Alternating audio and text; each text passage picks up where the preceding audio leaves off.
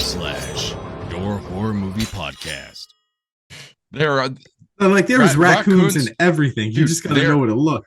They're night creatures, Justin. Like they're hiding in trash cans around the city. They are trash pandas.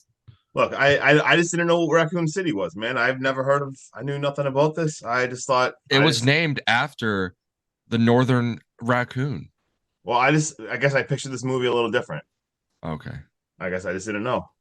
All right, welcome back, Hack Stab Slash. I'm Hacky. That's Stabby. This guy down here sitting in his own discontent is Jeff Justin. What is up?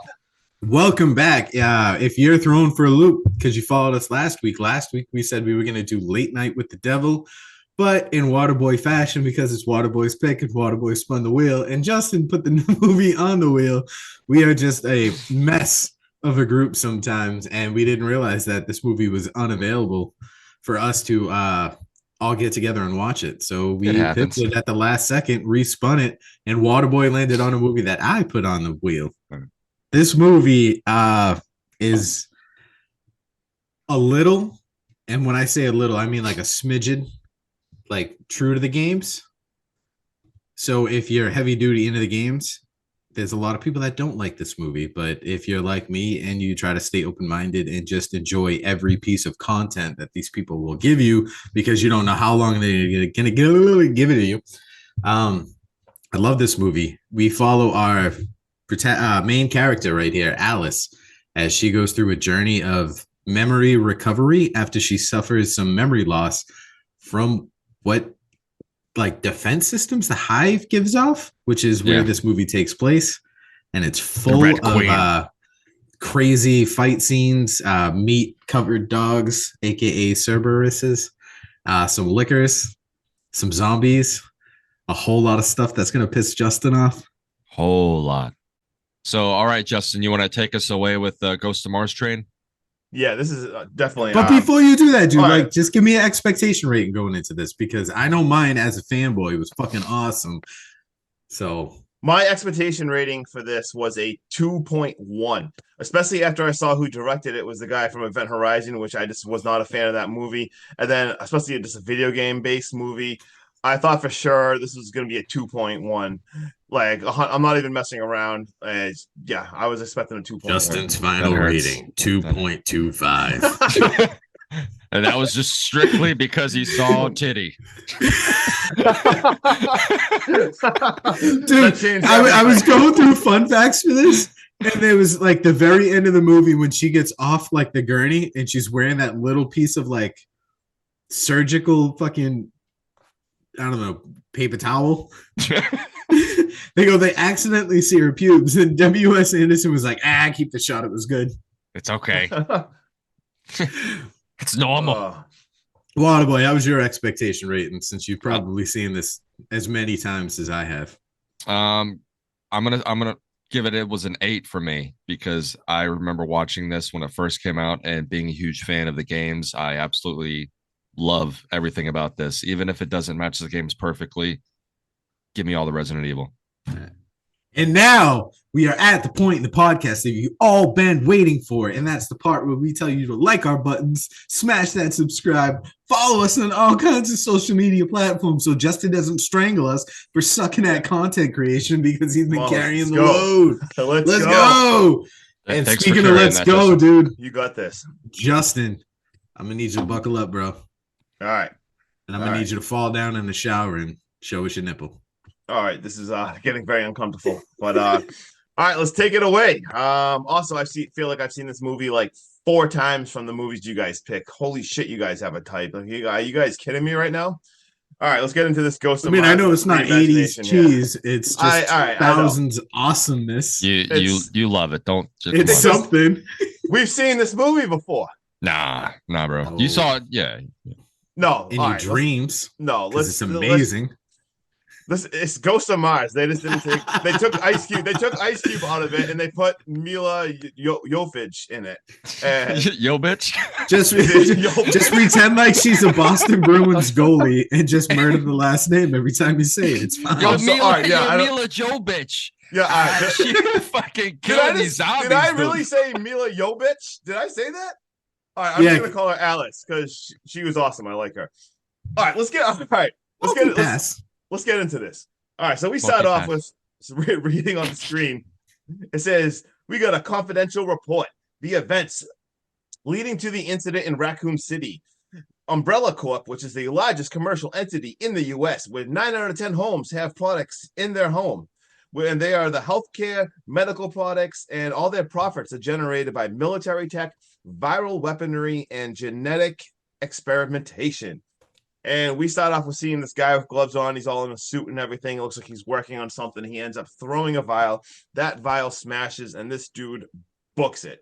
And then we see a building where there's a bunch of scientists, workers, and all this stuff going on.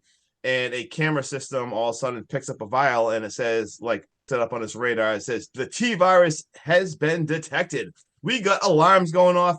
Holy shit, it is complete lockdown. We got doors locked on. We got sprinklers going on. They can't even open the doors. These people are going to have a terrible, they're drowning. We got elevators stopping, elevators smashing. People stopped in the elevators. I think that drowning scene would scare me more than having to deal with these. To know that you were dripping yourself to impending death in a room that is fully sealed off would drive me mad.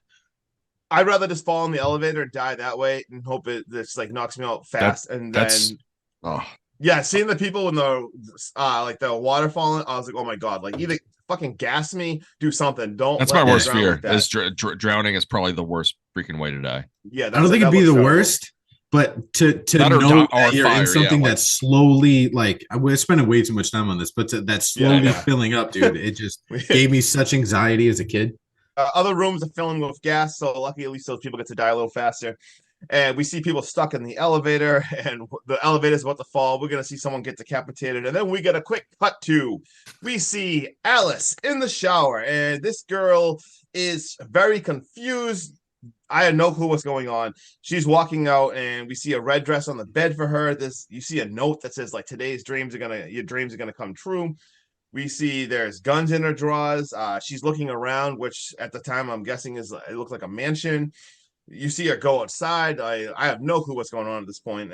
Probably no one does, besides, I guess, if you watch the game and you know what's happening. Yeah, if you played the games at this point in the movie, like I know back in 2002, 2003, when I had first seen this, I was ecstatic because I was like, this is the first movie. This is the fucking Spencer Mansion. I'm starting to spot statues. When she opens that door and you get that like the wind and it like rushes in on her and you can see it on her face. Mm-hmm.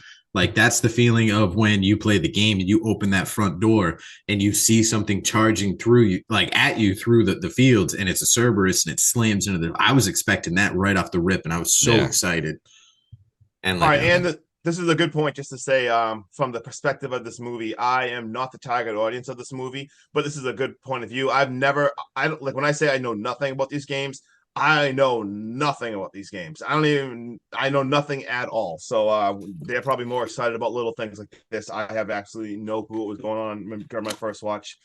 Anyway, she gets grabbed by a guy and brought inside, and then out of nowhere, there is just, they get raided. These people smashing through the windows, helicopters are dropping people, and you see the guy getting arrested, and you see the guys telling her, quick, report, and she has no clue what's going on. And they say, oh, she's probably suffering the effects of the home defense mechanism. Mechanism. And then you see them, like, everyone's rushing all of a sudden real fast. They're running, and they're boarding a train.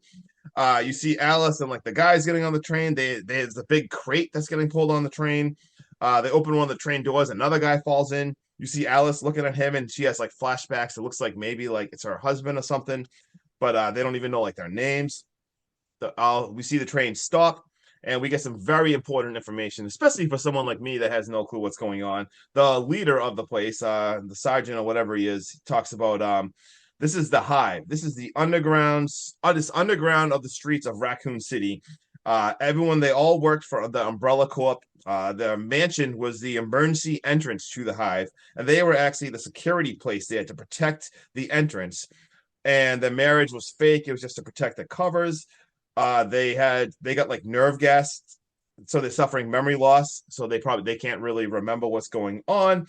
And the hive was a top secret research security for over 500 scientists, researchers, bunch of people working on classified stuff all live there. They live there too. They're not allowed to leave.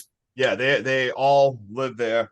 And now we see them as they're approaching. Now they reach the hive, but they're being so cautious. They got the guns out. They are going really, really slow. They enter this place, and you see one of them say, "The Red Queen knows that we're here." The Red Queen is the artificial intelligence that controls the hive through the computer system. And they explain how 5 hours ago, the Red Queen went homicidal, killing everyone, flooding people. We don't know what happened, if it's outside interference. And at this point, it's kind of creepy. You see like a woman, you get a little jump scare with a woman floating, and you see that she's drowned, and she actually like kind of like grabs, opens her eyes. Yeah, opens her eyes and stuff. I just gotta say, this isn't too far fetched now with like having a security system as AI like this. This it's just probably gonna happen, dude. Yeah. How AI is right now, like absolutely terrifying. Real quick, from a video game perspective, as a fan, Waterboy, I got a question for you. How pissed were you when this immediately transitioned to going into the hive using the train from the Spencer Mansion? It was like they abandoned, because Justin, the first game is purely based in the Spencer Mansion, and it's extremely iconic. Yeah. And then the second game, it's not until you burn through the police station and you get to the lower levels that you find like a transport train that brings you to an underground facility. So this scene right here, although it's like not even 10 minutes into this movie, dude, it's fucking a game and a half away. And I was like, you've got to be kidding me, dude. The Spencer Mansion was a prop. Are you kidding me? The content inside that mansion was insane. Unreal. Wow. See, like, yeah, I know none of that. Yeah, that's why I just wanted to touch on it real fast. Definitely. No, that's important. Yeah, I was mad. So now you see them going through this place exploring, and as they go into like open all the doors, the guy has to use a computer to like hack the system to keep open that, and they show that they have something to shut down the queen. This some giant thing that's going to give it an EMP, which is it's going to give it an electrical shock and reboot the system. They end up hacking one of these doors to a hallway, and all of a sudden, before they all go into the next room, the doors get shut, and 4 of them get trapped in the hall. The doors go off, these alarms going crazy, and all of a sudden we see like they're trying to open the doors, they can't do it. We see like a laser line just going through, and it's pretty insane. Like you see like they all dodge it. Well, they try to duck at first, and one dude is he's got his fingers chopped off, and this other girl is just standing, and you like can't tell if she's okay or not. Then her head, it's decapitated. Her head falls right off, and then this thing moves down. It's crazy. It comes down at you at a low thing, and they jump. And I thought this guy was going to jump over it, but as he jumped, the freaking laser beam jumped too, and it got him. And then like the captain dude, all of a sudden he's getting ready to dodge it, and dude, he is full blown. Let's go. Yeah, as he is ready, this dude, and I think he's actually gonna. I was shocked that he didn't get out of here because they hit when it open did that the doors. Pull-up thing. This thing he pulls up, puts himself up, and this unfortunately the laser thing just went crazy, and it like I don't even know what to say. It turned into like a web of laser, and it just sliced them into like 1,000 different pieces, like Hellraiser. Like it was like a scene from The Cube. Yeah, all this weird sci-fi shit, and then we're gonna kick it off to Sean. Justin burning through those opening scenes. There's not a lot going on in the beginning, and I told you that.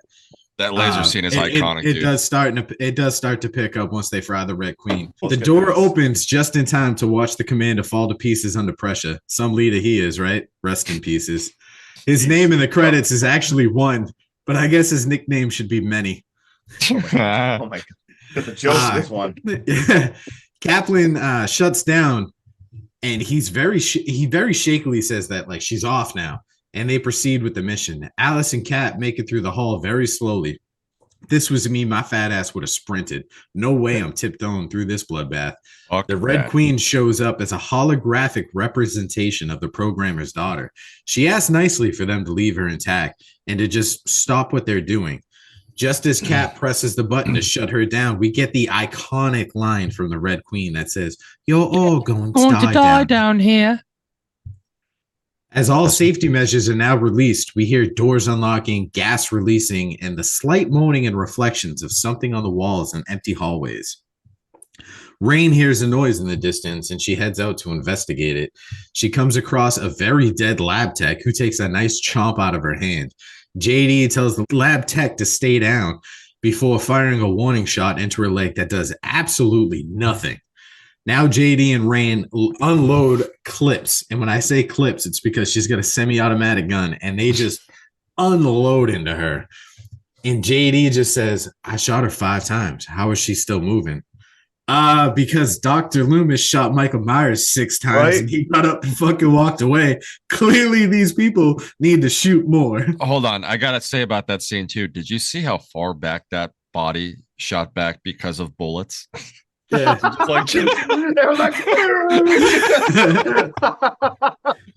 Jesus Christ. It kind of reminded me of that scene in There's Something in the Barn where the elf picks up the gun and he shoots his friend by Yeah. accident. It goes clear across. dude, at points I was confused. I'm like, is this movie supposed to take itself serious or not? Like, I'm like, what are they going Oh, no, for? dude, it's That- 2002. dude, that's It took almost- itself serious Yeah. in 2002, which is a giant joke now. That's almost Yeah. as bad as the Ghost of Mars scene with the weather balloon, where it was like falling and it crashing. falls 18 times. Jesus Christ. So the gang's all together now, just as a slow horde of zombies shows up to virtually cut this group in half, just like the laser hallway. Now, I don't know about you guys, but the practical zombies I thought looked great. But just like everything else in the 2000s, the CGI ones look like caca-poo-poo. Yeah. They're bad. They're fucking horrible. All right, so they're firing with zero caution in this area. And this area is supposed to be Dining Hall B, but it is full of tanks with hoses hooked up to them and fog and like all these machines. And clearly, everything in here is probably flammable and can explode. And with their recklessness, they actually shoot one of these tanks. And as a fan, me and Waterboy, we both know these are housing liquors because we get a very quick glimpse of something with an exposed brain getting fed through tubes. Mm. It also when one of these explodes, it also triggers a memory for Alice.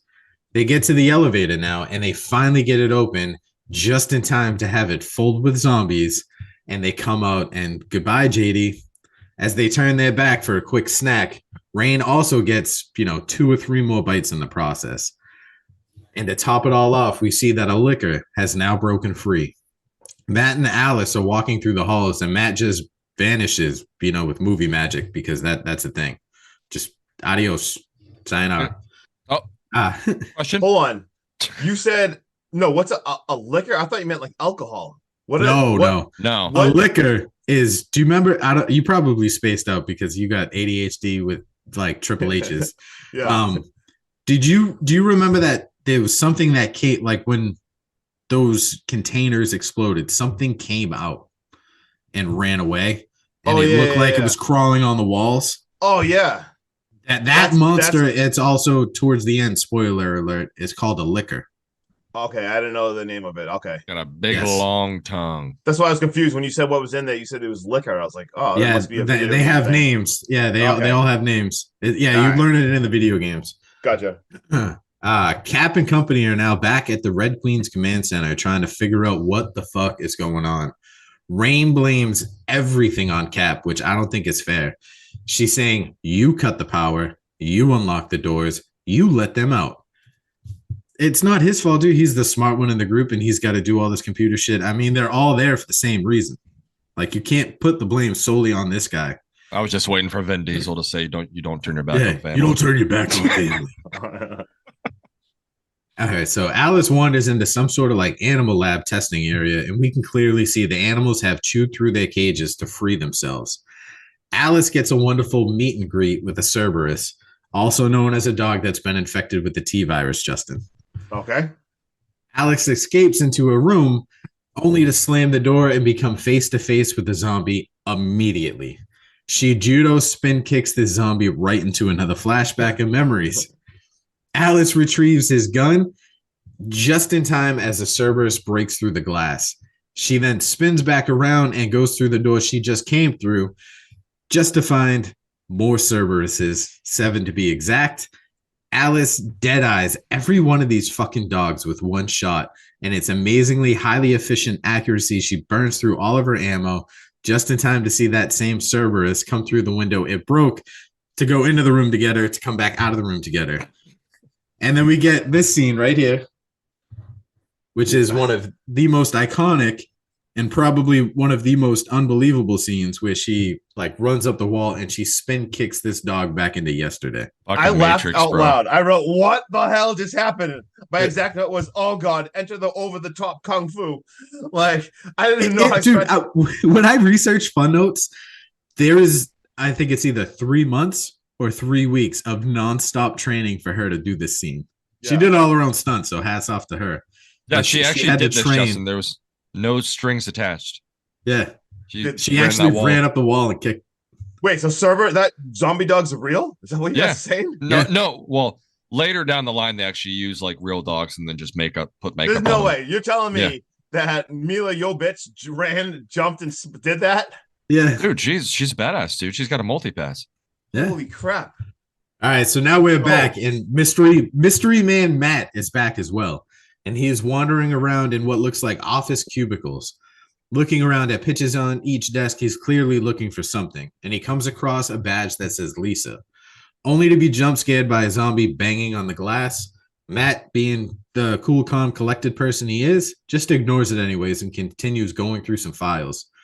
Lisa walks in, and there's like this moment you can tell like he knows her and there's some kind of connection. She jumps Matt's bones though, and she almost takes a bite out of him just as Alice saves his life, bashing her brains in with another like cube, if you will. I don't like a big glass cube, but it triggers another memory and she has a flashback. It turns out Lisa was Alice's informant.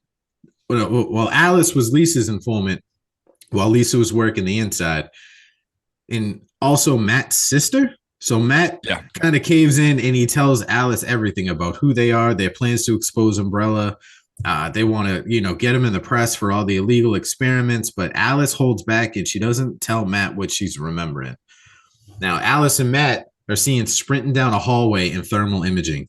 They show up back at the Red Queen headquarters, and Cap and company let them in and slam the doors shut. Spence says they need to wait it out. They're safe there. They're sealed in. They can wait for help to come. Cap and Rain inform the group that they have just about an hour before those big-ass doors at the beginning that they passed seal shut. Alice is pissed. So she takes the mainframe and she plugs the Red Queen back in and hopes to find a way out. The Red Queen is back and she's mocking them, saying, I did warn you, didn't I? They have a quick Q&A session with the Red Queen that tells them all about the T-Virus, saying that it reanimates the body and it gives it the most driven of basic human impulses and needs, and that is the need to feed. She also tells the group she killed everyone to prevent the infection. The virus went airborne. So basically, she's doing her job and she was protecting the world, the outside world, from what was going on inside. The group tells the Red Queen they need a way out, and if she doesn't help them, they're going to fry her ass permanently this time. They make their way into like utility tunnels now, and just like that, and just like every zombie movie ever, no matter where you go, you're not safe because yet again, they're surrounded by zombies with no choice to go up, with no choice but to go like up. So they hop up on the pipes, and as they're making their way through, Alice like neck snaps every one of these fucking zombies with her thighs or hands. Like she goes ham, and everyone gets up on the pipes. Cap, unfortunately, is the last one to make his way up, and he gets a nice big chomp taken out of him. And naturally, on the trying to pull Cap up, this chick, Rain, she gets bit again. Thank God. Dude. She gets bit again. She saw her little boy toy, and she's like, "Oh," and then gets bit in the neck. She was obnoxious. And then right after she gets bit, dude, she drops her gun. She picks it up only to see a reanimated JD. She hesitates and is naturally bit again by JD. Go. He bited Again. her. Yeah. Okay. Now they all finally get up, and we see that the group has had like a moment to kind of collect themselves before they come up with a game plan. They're up on these pipes above the zombies, and Rain is pissed. And she doesn't look good at all. She looks like she's dying because clearly she's been bit fucking 47 times. It doesn't stop her, though, from like teasing the zombies. And I love this scene. She's holding her hand and she's dripping drops of blood onto them. And she's saying, "You like the way it tastes, don't you?" Like she's mocking them. And we see Cap's legs bitten as well. And he's just fucking morally defeated. This guy blames himself for everything. I feel bad for Cap. The group now starts crawling and looking for an exit. And as they're walking over this horde of pipes, like crossing over this big open yard, the wires on the pipes snap and give way, plunging Alice and Cap to the ground. Alice makes her way back up, and Cap just gets encapsulated by a horde of zombies. This dude is getting bit left and right. He's fighting everyone off. Somehow he makes it back onto these pipes, but it's the opposite side from where everyone is. Alice is panicking. She's saying, we have to figure something out. We can take that wire. We can throw it over to him. We can save him. And he's just like, as she's doing this, dude, he's looking at his bullets and he sees he's got one left. And he's just, no way. I need you guys to leave. Leave me behind. I'm fucking done for. He convinces the group to leave. And just as they leave, we see the zombies making their way up the broken pipe. And he's sitting there and he goes to turn the gun on himself. And we get a cutscene to the group leaving. And we hear the bullet. I thought first time I saw this for a split second, Cap took his life because he didn't want to have to deal with this shit. Mm-hmm. And instead, he doesn't turn the gun on himself. He kills the first zombie with the last bullet and screams at them and tells them they're going to have to work for their meal. And he turns off and he starts heading into Waterboy's turn.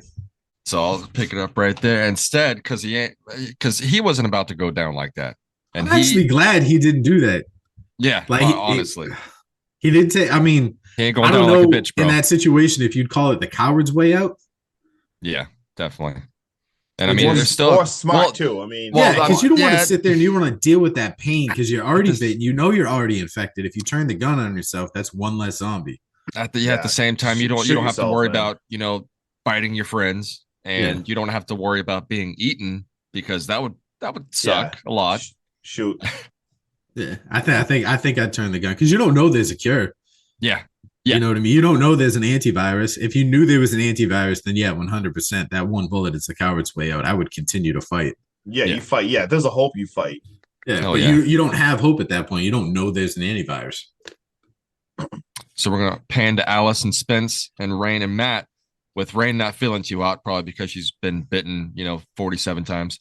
Why they're taking her when the little girl said she's going to turn is beyond me when they don't know about the cure yet. We get a glimpse at top-notch CGI liquor tracking them down. Oh my God.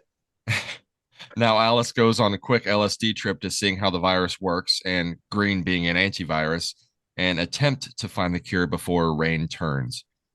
Alice learning somewhat of who she was Matt's sister's contact for the hive. Spence now remembering who he was, a spy who started the whole thing and underestimated the queen and got knocked out himself. He just wanted the virus for the cash, of course, and we learned that the antivirus is on the train that they had come off of. It's right there. It's the always whole time. Right there. The whole time. Spence gets bitten and locks them in, disabling the locking mechanism. But that mofo ain't going nowhere because computer AI has been a bad girl. Spence about to shoot himself up with some antivirus. We see the liquor has his way with them right before he can. We see the liquor is formed with the T-virus now. From living flesh, it mutates after eating him. I think when you see this transition from the aerial perspective, horrible.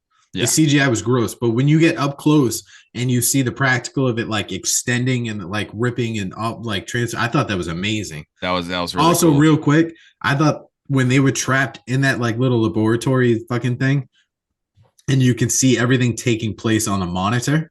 Yeah, I thought that was a big shout out to the second game when she's in the facility and you can watch William Birkin on the monitor. I don't know if that's legit, but I thought that was pretty damn close. I'm pretty sure they did add that in there just for that. That liquor, though, it's still hungry, and the Red Queen wants them to kill Rain before she gives them the code to get out. A surge goes through. We see Cap is somehow still alive, and he fried her ass for not opening up the door for him. The liquor breaks through the glass, and they lock it in the room and head out to the Ghost of Mars train. Spence now a zombie. Alice doesn't ask any questions and gets a divorce right there, dropping the ring. Oh, yeah. Rain and Cap get the antivirus and hoping that there's still time. But that guy Spence got the worst end of it. He went from like not knowing anything to becoming the bad guy like instantly and going out there and being like, I'm just gonna go sell it and become like this crazy rich person to getting mutilated by liquor to the point where he can't even be a good zombie. Like he can't even get up. Come on. Like he's got nothing to do but like lay his head on some cold hard steel and wait for some food if to he had come words, to him. he was just saying, "Kill me, please." It's just a mess. But the liquor has found them on the train and takes Cap right through the freaking door. Oh yeah. And Alice shoots it right in the brain, but it doesn't kill it. And Matt now Like 3 times too. Yeah, right in the fucking brain. But it's big brain, so it doesn't die. But it doesn't kill Matt. And now dealing with the turned rain, they release the liquor on the tracks and head out. And Alice about to give Matt the antivirus. Umbrella comes in and it takes over. I gotta go back over that scene because that liquor scene. Yeah, you missed that whole liquor scene. I did. So they try to take out the liquor, and Alice even takes one of the pipes and slams it down into the liquor's tongue. And then Matt opens up the undercarriage of the train and releases the liquor down there, and it catches on fire somehow from, I guess, moving so fast. I don't know. No, I think it's the electric from the rail. Okay. I think it's his body hitting the electric rail. Even CGI fire, man. That was horrible. The CGI parts were so bad in this fucking movie. So bad. It was. When I Like first saw that monster, I was like, oh my God. I was like, that just took me out of it a little bit. I'm like, that was ridiculous looking. But then you see like the practical stuff, and you're like, can we just Hollywood, please? That's just one of the stop things, with the dude. goddamn CGI. Horrible. So we get back into the mansion, and Alice is going to give Matt the antivirus, but Umbrella comes in and takes over, and they're taking Matt to put him into the Nemesis program while subduing Alice and her waking up in a lab, like Sean said earlier, with paper towels as her clothes. Yeah. Who does that? It was literally a clip in like a paper towel. Like I'm pretty sure that thing she was wearing was that the padding like paper towel tray they used to hold the surgical tools. It looked like she just had a bunch of those things that the dentist puts on you when you're about. Yeah. Oh my God. Seriously. How can we make this as provocative as possible? Make sure you put a little bit of pubes in there. Let them know. Subduing Alice and her waking up in the lab, breaking out to see destroyed Raccoon City, and no raccoons. We didn't see any raccoons, but Raccoon City is destroyed. False I mean, in their advertising. defense, did we look in any dumpsters? No, False but advertising. there was probably, if you look close when they zoom out on Raccoon City, seeing the destruction and how it's like desolate and everything like that, there is. Oh, a there was raccoon definitely in the like one or background. two running around. Yeah. Wait, so we only saw Raccoon City for like 5 seconds. Yep. Yeah. Huh. This Interesting. is only the beginning, Justin. Interesting. Seeing Raccoon City, we zoom out, leaving Alice in the wasteland to credits. Beautiful. Beautiful. Justin, All I'm right. gonna go. I'm guessing Justin's rating is 9.6. Beautiful credits too, dude. The Slipknot version of My Plague playing right then. Like, are you kidding me? And it went into Cold Chamber and then Fear Factory. He Man, enjoyed that the was- credits more than the Dude, the fucking credits movie. were unbelievable. Yo, that man Holy- stayed for the whole credits. Bro, I did. I This watched ain't a the Marvel whole- movie. I was about to turn it off real fast, and then I heard that. I'm like, this is a sick version of My Plague. And then it just went, I'm like, no way, Cold Chamber. You know how much I love Cold Chamber? Yeah, let's talk about this credits. All right, anyway, sorry, this is not. But yeah, all right, who wants to talk about this first? I'll let Waterboy take it away. All right, take it away, Waterboy. Like I said earlier, this movie, it doesn't have good CGI, but 12-year-old me watching this movie and just loving the games and everything, I love this movie. I love the series. Love it or hate it. It does have some bad parts. Yep. I absolutely love Resident Evil, and this movie holds dear just because it's the very first movie of a game that I loved, and I'm gonna And you give love this. Ghost of Mars. Sorry, I mean, Ghost of Mars was a really good movie you too, picked right? Ghost of Mars. Yep, and You you picked like Event Horizon. Ice Cube. Yep, One of Lawrence you picked Fishburne. Colony. Yep. Yep. Like, it's the 4th time we watched this movie. Sorry, go ahead. Did I pick the colony? I think I might have. Yeah, because I was struggling looking for a movie. All right, sorry, Waterboy. What's your ranking? My bad, man. 8.3. Oh, no, sorry. That was the best. It's just.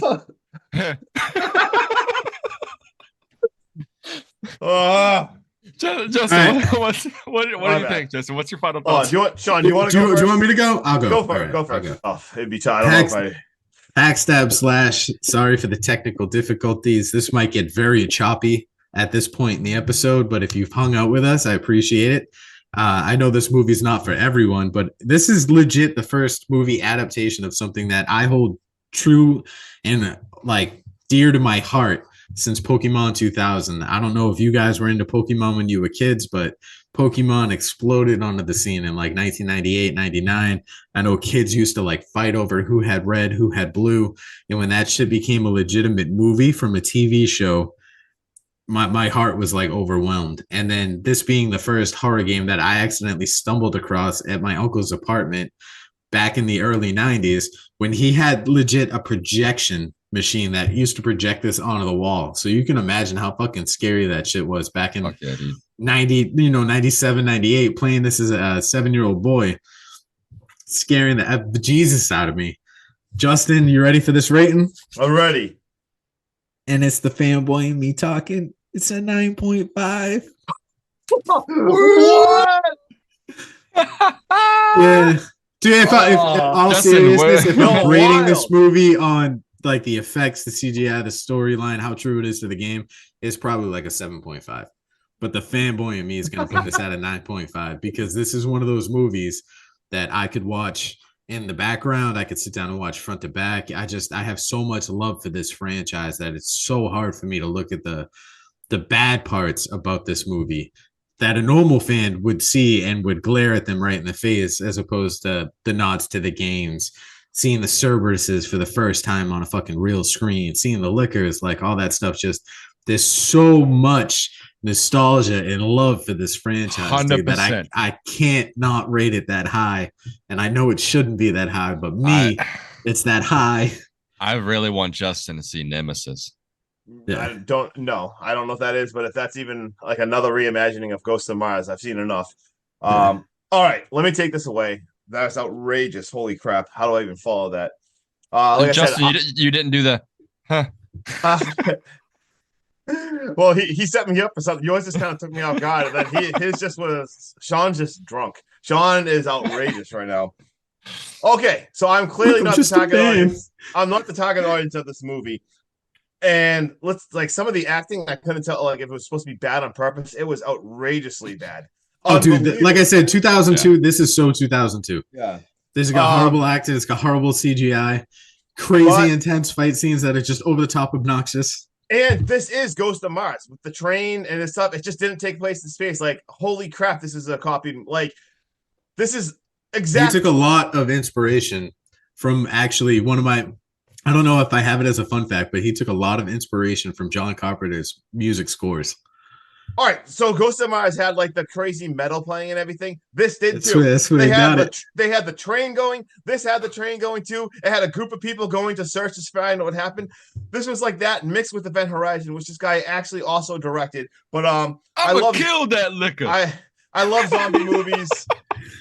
This movie was fun if you can just turn off your brain and just realize it's not good. And like I said, I love group of survivor movies. It's a lot of fun. So I turned off my brain and just went for the fun ride. So I gave this a 5.7. I thought it was a fun movie.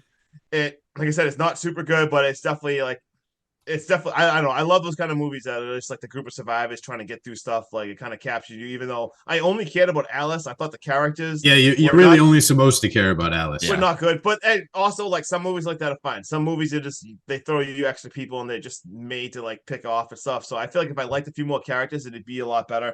But I still, it was an enjoyable ride for what it was. I give it a 5.7. It was fun. I am so glad you said shut off your brain and just enjoy it. Because like I said, the fanboy in me is giving this a 9.5. Yeah. But it is not a 9.5 by any fucking stretch of the imagination. But me as a fanboy, tend to unwillingly shut out all the bad and shut my brain off and just. And not all movies deserve to be judged on the same kind of rankings, because there's plenty of movies that I love that are really bad 80 slasher movies that I fucking love. And obviously, a lot of the acting is stupid. You just have to just. It's tough when a movie tries to be like take itself serious and doesn't. That's when they start fumbling and stuff. But yeah, whatever. 5.7. Obviously not as high as you guys, but it'd be cool for you to also see that Alice has powers.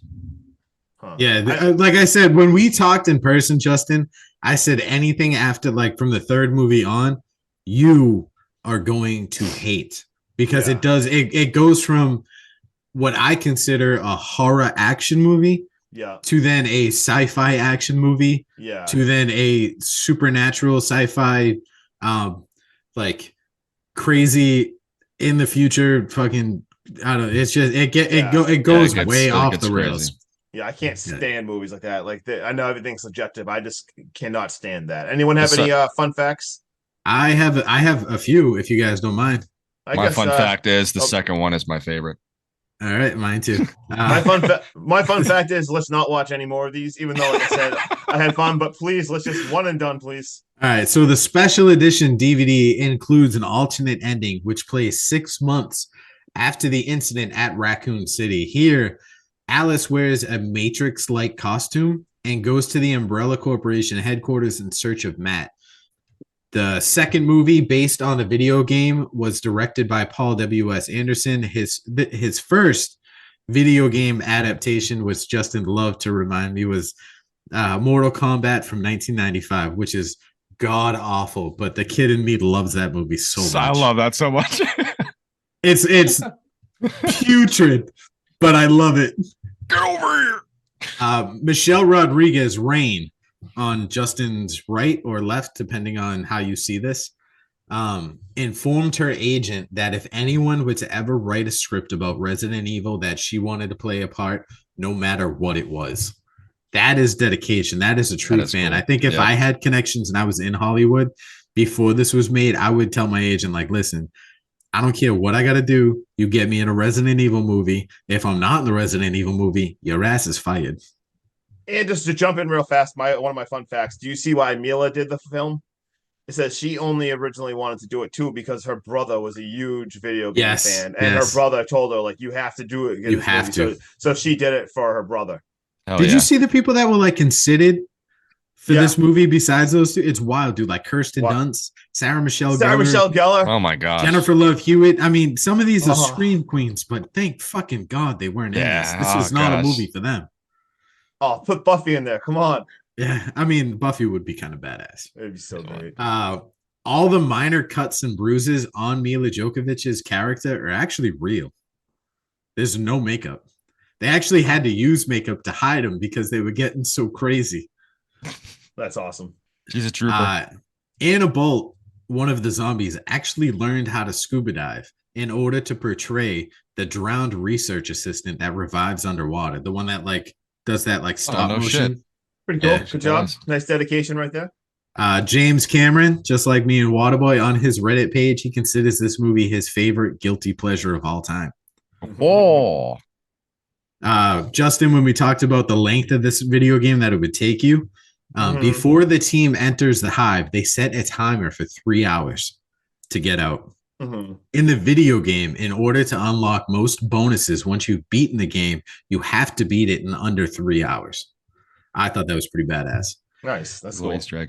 Now, these next couple of fun facts is where my heart is hurt because we needed this. And Justin, I think you would have appreciated this. George A. Romero, director of The Night of the Living Dead 1968, was originally attached to write and direct, but left this project in 1999 due to creative differences. A lot of I mean, definitely. I wish I could read the script. You know, I want to see cool if they release that. Going. Yeah. George A. Romero's unproduced script features the game character Jill Valentine instead of Alice, the one we got. I think we needed. We do end up seeing Jill, but I think it would have been a lot cooler to start off. Yeah, the way Justin, you might like this. Paul W.S. Anderson hired composers Marco Bellatami and Marilyn Manson, because he Saw that. wanted an edgy score similar to those that appeared in John Carpenter's earlier films. Ghost of Mars. Yep. One of the smaller headlines on the newspaper at the end of the film references stars. And that's a shout out to the Resident Evil video game, because the police force in Raccoon City, besides RCPD, is stars. And that's specially trained recovery and what does that stand for? Oh my God, dude. I'm such a massive fan. And right now I'm drawing a blank on the podcast. Dude, I was just drawing a blank. You see me, I was like doing this. You both were just like, It's Special Tactics and Rescue Squad. Yeah. I was like, even though they're everywhere, in the word zombie never makes an appearance in this film. They never say the word. After returning to the laser hallway where military commanders were sliced and diced by lasers, the survivors find the bodies have vanished without a trace. Did that piss you off, Justin? that was kind of weird. Yeah, this is a direct reference to the video games in which the bodies will vanish when you re-enter the area. Okay. Yeah, All so right. that was intentionally done. It wasn't like a movie mistake, nothing All like right. that. Yeah, I was wondering. I was gonna say you never. Okay. Yeah.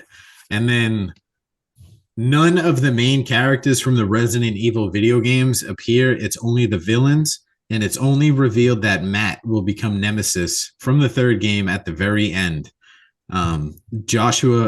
Jason Isaacs also has a brief cameo at the very end as Dr. William Birkin from the second game.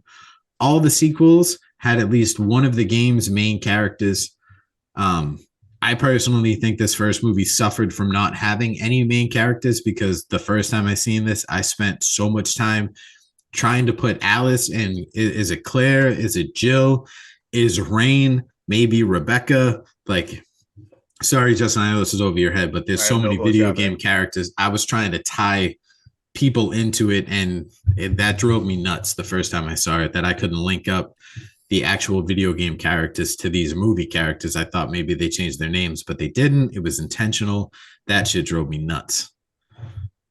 You guys get anything? I did just want to say one thing. When in the laser room, I'm just still trying to figure out how that bag that had the EMP didn't get cut. They dropped it up front before the laser started. Okay. I just had it. Like, well, when they show the laser, not up front, sorry, where they dropped it, every time the laser came at him, it was almost like level. Right there. So the bag was below it, and then every time the laser started moving, it had already passed the bag. Gotcha. Like when it turned into like the laser grid that cut him into cubes, it was at the very end. Yeah. All right, Justin, you're spinning in your chair. Oh, my bad. All right. I got that Mila met the director on set here. Obviously, it was the first time meeting him, and she ended up marrying him, and she's still married to him. So, yeah. And I got the sickest Halloween reference ever. You guys see the Halloween reference? I thought Sean almost was going to take it. But did you see who first wrote the script before? Do you see who was attached before Romero? Was it Carpenter? It was not, but it was Alan B. McElroy, who wrote Halloween 4, The Return of Michael Myers. And Let's go. And never mind, he's the same guy who wrote Wrong Turn, the first Wrong Turn. And he had the first script, and he was so excited. People loved it. He was before Romero's. They ended up canceling his. But according to his script, it was supposed to be ultra violent, unbelievably strong horror elements. They had mutated animals, slaughtered campers in the woods, a sequence with a giant spider when the team runs out of ammo, which I guess happens like in video games. Yes. And apparently I don't know if you guys know these names, but his general focus of his movie was Chris Redfield, Jill Valentine, Albert Wesker, Barry Burden, and Brad Vickers. Yes, those are all those are all the like first characters you get in Resident Evil. Yep. Yeah, so apparently he had some really crazy, cool stuff like that, but they ended up cutting it. They thought it was too violent, too horror-ish, and he ended up getting his script rejected. So, boom, let's go. My very last fun fact, and then we'll head into what we're doing next week. According to George A. Romero, the rejection of his script was due to Bernard. I'm not even going to try to pronounce his last name. Everyone else associated with the pre-production apparently loved the script.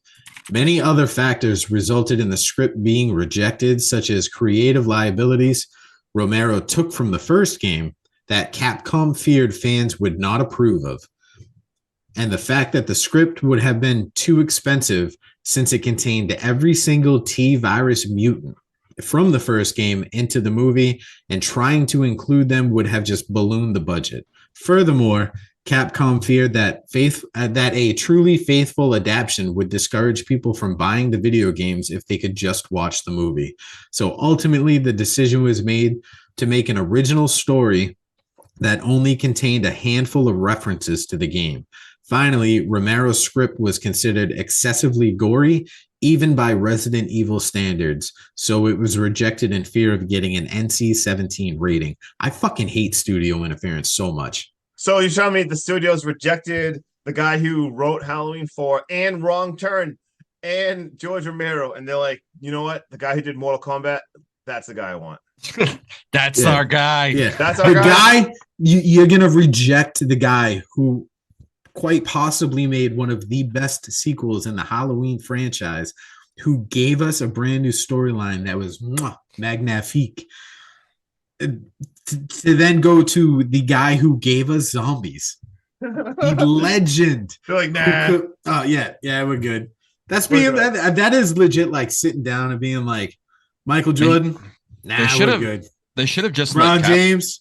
They should have just let Capcom do it. Delonte West, Capcom make their own movie. All right, let's tell them what we're doing next week, and then let's get out of here. So before we jump into my pick next week, do you guys want to add anything to the Wheel of Terror? Yes. What would you like to add? I would like to add. I would like to add Necromentia. What the fuck is that? What the hell is wrong with you? Go home. This Wheel of Terror is an awful idea. That sounds like what the hell is Necromentia? Yeah, Necromentia. Dude, if we have to watch some extreme horror bullshit of just people like skull fucking people, I'm out. It's not skull fuck. Are we really adding this? No. Yeah. Yeah.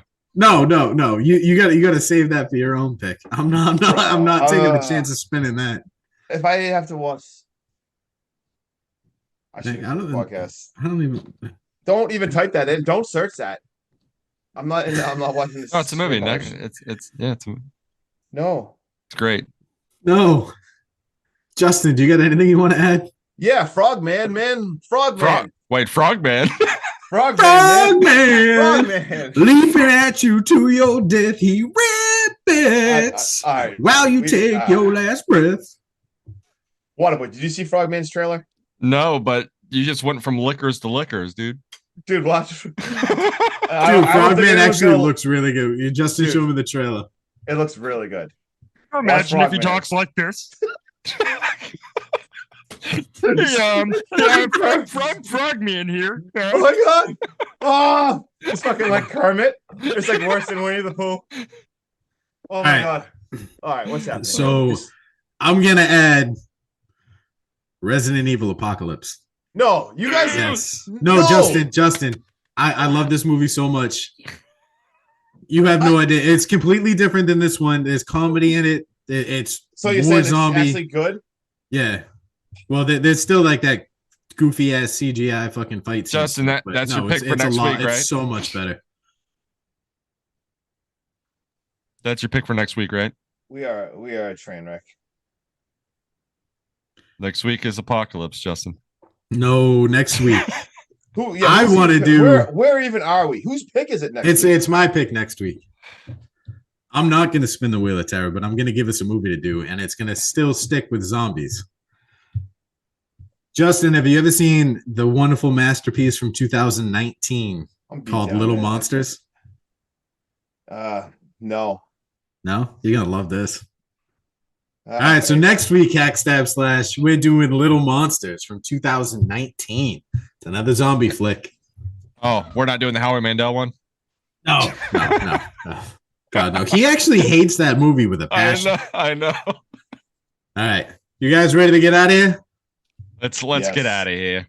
I'm Hacky. That's Stabby. This guy down here losing his ever-loving mind at the end of every episode, spinning in his chair, holding Every deuces single up one. because we've had so much technical difficulties. This man has And checked in and out more than a He stripper at a always motel. takes a piss. He always takes a piss when I'm Peace. talking. Peace. See you guys next week later.